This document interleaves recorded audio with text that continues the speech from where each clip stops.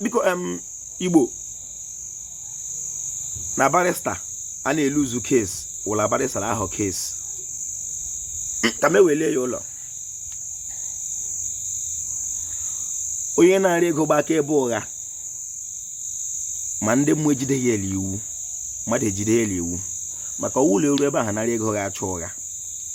ha kpa egbuo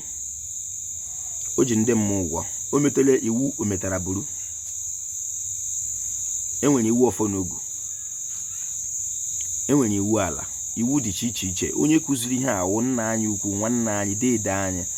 BA Ọjị onye abịrịba o nwere oji onye abịrịba dere ndị Igbo echeghị m na onye abịrịba ga-atụrụ m asị onye mba ọda gwa m eziokwu ikwule m ya na mbụ sị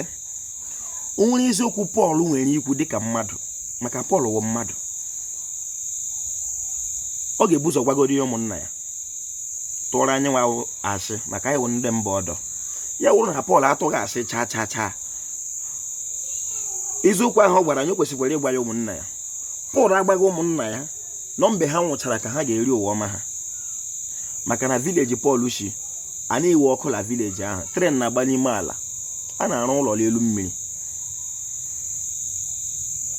ozi ahụ edetere anyị ama m ebe mmiri si bụ opi ụgbọghọrọ oge ụfọdụ ana m asị Igbo na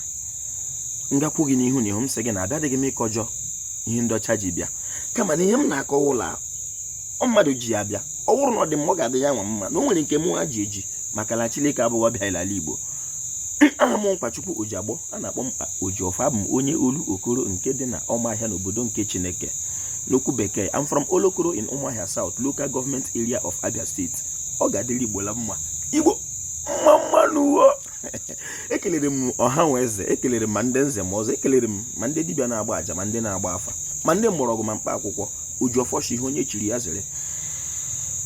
ekekere ụwa Chineke ahụ kere ndị Igbo nkere ọpara were Igbo onye ọpara anyị fọrọ ma ọpara iberibe amụbeghị nkele esi na azaga ebupụ ọpara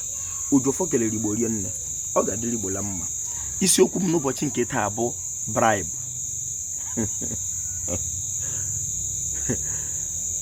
Ndị ichie anyị sịla ihe ọbụla aghọtara n'akụkụ eze ha afa